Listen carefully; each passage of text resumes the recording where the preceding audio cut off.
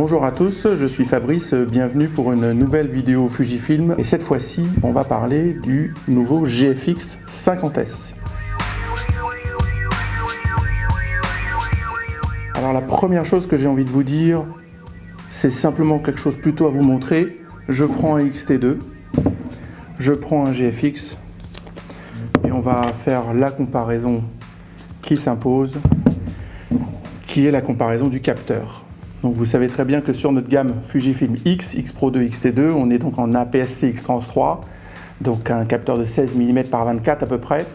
Et on passe directement aujourd'hui au GFX, qui est un grand capteur, ce qu'on appelle un capteur moyen format, qui fait 33 par 44 mm approximativement.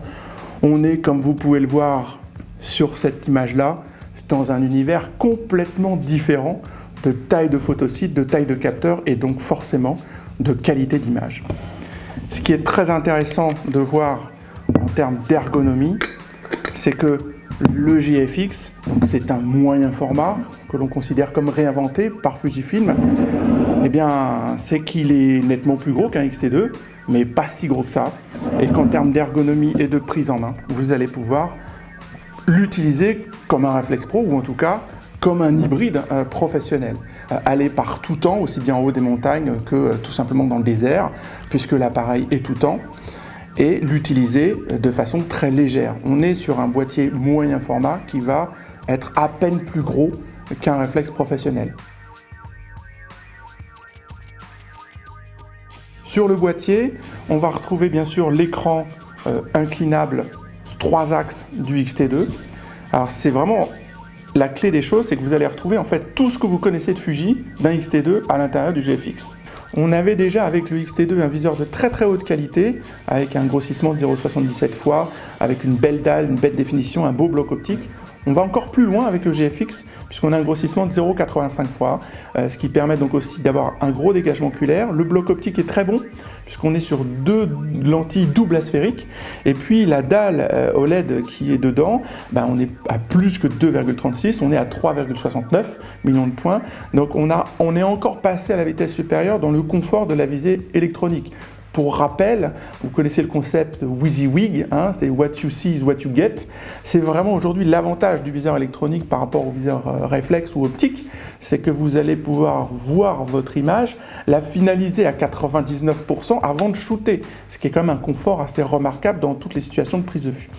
Et en studio, bien sûr, on a la possibilité d'adapter, si vous êtes au flash, le viseur pour qu'il se comporte comme un viseur optique.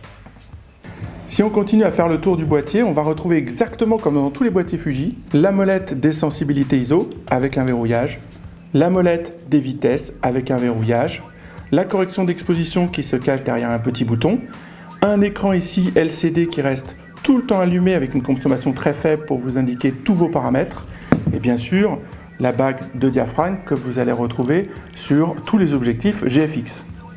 Ce qui est très intéressant dans le concept GFX, c'est que vous allez avoir un système qui a un obturateur plan focal, exactement comme un appareil hybride, ce qui permet d'avoir des objectifs donc sans obturateur beaucoup plus légers. Donc on va avoir un form factor, comme on dit. Là, je suis en train de monter directement l'équivalent du 50 mm. Voilà, on va peser un petit peu plus d'1 kg. On est extrêmement compact, tout simplement parce que l'obturateur est à l'intérieur du boîtier, ce qui va nous permettre d'atteindre des vitesses d'obturation de 1/4 millième de seconde avec une synchro flash à 1/125e, ce qui sont des caractéristiques plus qu'honnêtes pour un moyen format. Pour continuer à l'arrière de l'appareil, on va retrouver bien sûr le bouton lecture, la poubelle, les réglages ici de l'autofocus, c'est-à-dire en mise au point manuel, continu ou simplement single, et puis le fameux ici joystick pour pouvoir paramétrer tous les collimateurs, donc il y en a autant, voire plus que sur le X-T2. Et puis vous avez bien sûr le trèfle de paramètres avec l'accès au menu. Donc vous êtes dans une configuration extrêmement simple de compréhension. Alors pour continuer avec le tour du boîtier, on va parler alimentation.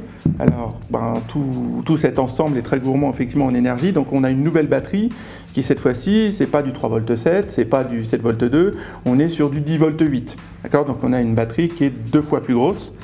On peut bien sûr en avoir une deuxième à l'intérieur du grip, ce qui double l'autonomie. On retrouve sur le côté du boîtier donc deux connecteurs jack 3.5, l'un pour l'entrée micro, l'autre pour la sortie casque, parce qu'effectivement on peut faire de la vidéo au moyen format avec le GFX. On est donc en Full HD, ce qui permet d'avoir déjà une très bonne qualité d'image. Comme autre connecteur, et c'est assez intéressant, on va retrouver donc un connecteur DC d'alimentation. Vous pouvez donc directement, pour les gens qui font du studio ou simplement qui ont un battery pack en 15 volts, alimenter l'appareil directement par cette prise de connecteur DC. En dessous, vous avez un jack 2.5 pour une télécommande. Juste un peu à côté, bien sûr, avec les tailles de fichiers d'un 51,4 millions de pixels, donc on a des fichiers RAW qui dépassent les 100 mégas. Il faut une connexion rapide en USB, notamment pour le contrôle par l'ordinateur, le tethering comme on dit. Donc on est en USB 3. Et puis on va être donc en micro HDMI si on veut avoir un retour écran pour tout simplement mieux contrôler sa prise de vue. De l'autre côté du boîtier, on a l'emplacement de la carte mémoire, enfin des cartes mémoire, puisqu'on va avoir donc deux slots de carte mémoire. Les deux sont comme le XT2 compatibles UHS-2.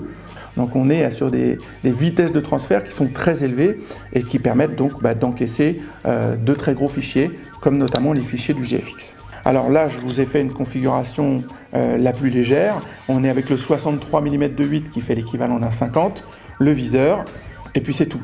Donc là, on se retrouve vraiment avec quelque chose d'extrêmement portable.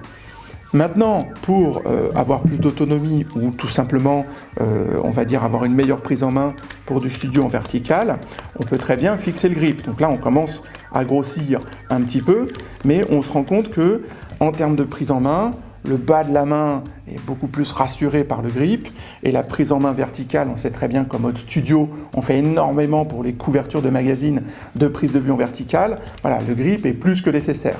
Donc les objectifs qui sortent en même temps que le GFX, donc on va dire courant mars, c'est bien sûr le 63 qui est monté dessus, qui fait 50 mm équivalent à 2.8. Un de mes préférés, c'est le zoom. Alors c'est vrai que souvent quand on parle de zoom, on se dit un zoom, ça n'a pas la qualité d'une focale fixe. Détrompez-vous, la promesse est très grande sur ce zoom-là. Donc on est sur un 32-64, ce qui fait donc un 25 mm, 51 mm équivalent en 24-36 f4 fixe.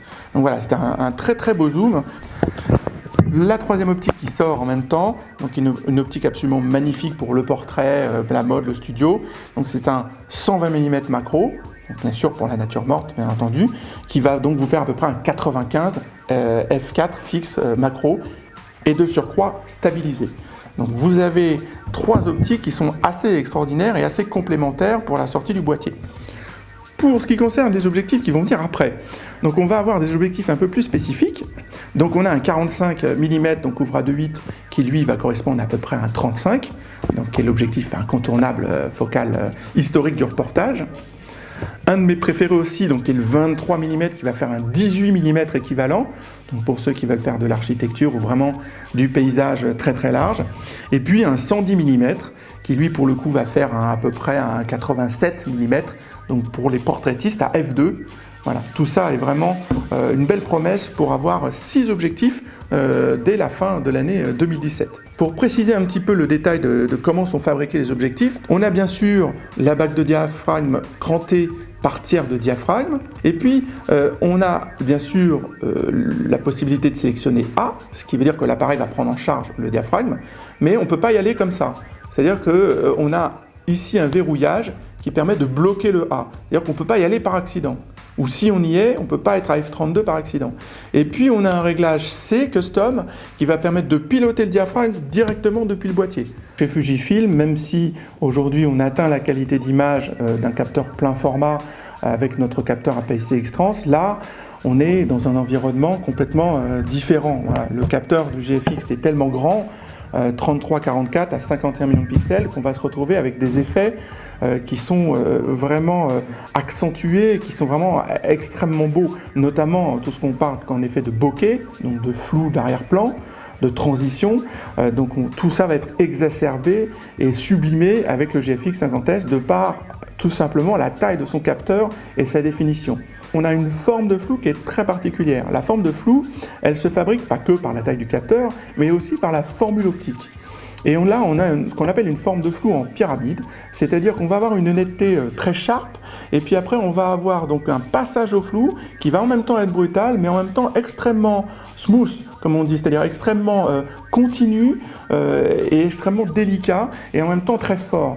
Vous allez retrouver tous les formats de films, donc les formats mythiques, des boîtiers moyen format Fujifilm compact, c'est-à-dire vous allez du 4-5 inch en termes de proportion, bien sûr du 3,5, bien sûr du 16/9, du format carré, du format 6.7, du 6.8, du 6.9, du 6.17, tout ça est programmé à l'intérieur du boîtier, donc vous pouvez directement par les viseurs électroniques et l'écran derrière vivre votre panoramique en 6.17 tout en faisant votre prise de vue. Donc voilà, tout ça, ça crée un univers moyen format et de passion de photographie qui est vraiment assez extraordinaire avec le GFX 50S. Je vous rappelle que vous avez bien sûr toutes les simulations de films à l'intérieur du boîtier comme vous avez sur notre série X. Je pense que nous avons maintenant à peu près terminé le tour du GFX 50S. Je pense qu'aujourd'hui, la meilleure chose à faire pour vous, c'est de venir le voir au magasin, le toucher, le prendre en main, faire quelques images avec et vous rendre compte à quel point c'est assez magique de faire des photos avec cet appareil-là. Et puis voilà, il me reste à vous dire au revoir et puis merci d'avoir regardé cette vidéo et puis à très bientôt pour de nouveaux produits Fujifilm.